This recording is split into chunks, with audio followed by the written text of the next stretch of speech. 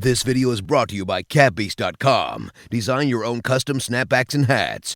Hey guys, what is up? Back with another video. Hope everyone is having a great day today. It's in the morning still for me, but I'm having a pretty good morning. Been watching some Euro Cup and all that good stuff. Just a quick reminder before we get into the video, my black and red or bread, the real Ray Ray 20 t-shirts are releasing today at 2 p.m. Eastern.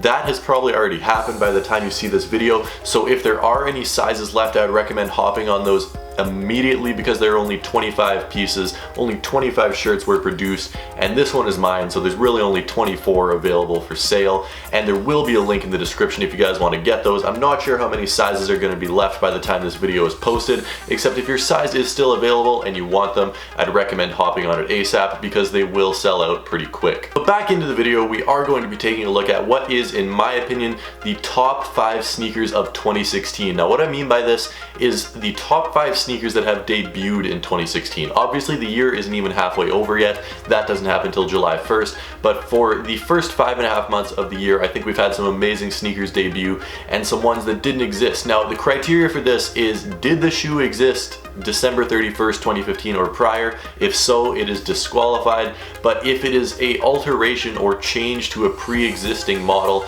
then I will let that on the list, as you guys will see. But I think there's some pretty cool sneakers on here, so let me know what you think of them. Keep in mind, this is my opinion and my list, so it's perfectly fine if you disagree, and if you do, let me know your choices down in the comment section below. But let's get into number 5. Alright, so number 5 is the only shoe on this list that I don't actually have, and these just released in Canada yesterday. I'm not sure if they released in the States yet. I know Canada had a slightly earlier release date, but these are the Adidas Alpha Bounce. These things look sick. Like, this looks like an amazing shoe. Whether you want to wear them casually with shorts or you want to run in them like they're intended for, they look really nice. They're very affordable as well, at only $100. Like $100 for a running shoe these days, for any shoe these days, is a lot cheaper than most of them. Like, you look at the Ultra Boost, it's $180. These are $100. Obviously they feature bounce, not boost, but the 7734s that you see in the back right there, the Derrick Roses, those feature bounce cushioning as well. I've played in those multiple times and they are extremely comfortable. So the bounce cushioning is great. These things look great. I can't wait to get my hands on a pair of these, the Adidas Alpha Bounce. Moving on to another pair of shoes. This one I actually do have. Number 4 on the list is the Nike Flyknit Air Force 1. Now, as I said before, this isn't a new model technically because the Air Force 1 has existed since 1982, but this is a new rendition of the model with this Flyknit upper and foam midsole and outsole instead of the usual rubber and leather combination. So this is about probably a fourth of the weight of a regular Air Force 1, maybe a third, but it's super light. They feel great on feet. The foam cushioning underneath is much more comfortable than your typical Air Force 1, and just the fact that it's so much lighter makes these a great shoe to walk around in. If you're doing a lot of walking during the day and you need something pretty comfortable yet stylish at the same time, I definitely go for these. Whether they're in the low top or the high top form, I have each of them and I really like both of them. If you guys are interested in picking these up or any other shoes that you see in this video, there will be links down in the description to go check those out and shop for them. I would really recommend these. Number 4 on the list, the Nike Flyknit Air Force 1.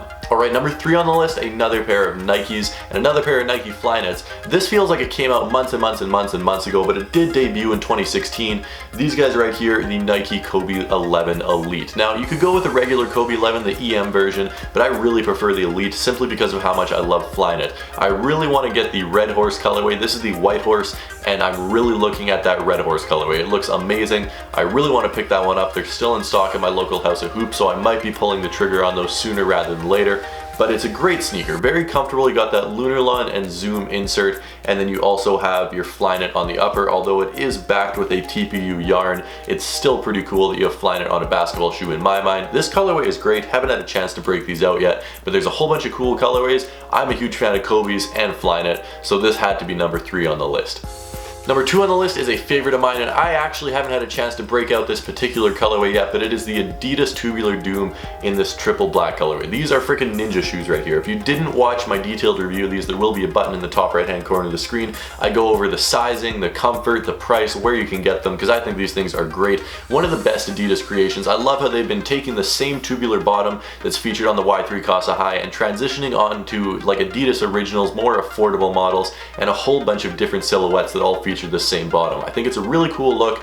This is my favorite of all of them. There's also the Adidas Tubular Nova, which almost made the list, but I could only fit 5 sneakers on a top 5. So number 2 is the Adidas Tubular Doom.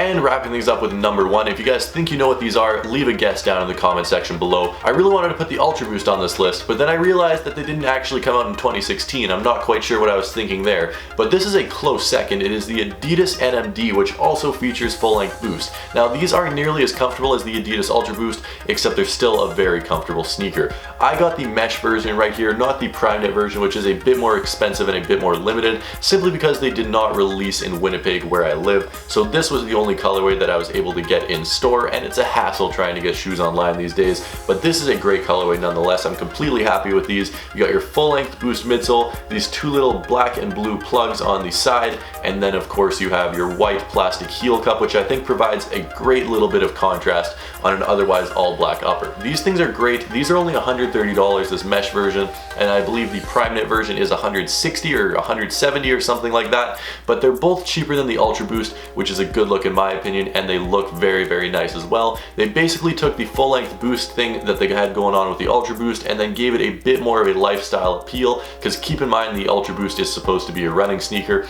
I think they both look equally good in different ways, but that is going to wrap up my top 5 list of the best sneakers of 2016 so far. If you guys would like to see an updated list at the end of the year, make sure to hit that like button and let me know down in the comment section below. I'm sure Nike, Adidas, Under Armour, Asics will all be releasing some really cool new silhouettes over the next 6.5 months. But thank you guys for watching. If you haven't already, please hit that like button. Make sure to check out the link in the description if you guys do want to purchase a The Real Ray Ray 20 t-shirt while supplies do last. But thank you for watching. I'll see you guys tomorrow with a brand new video, and until next time, peace.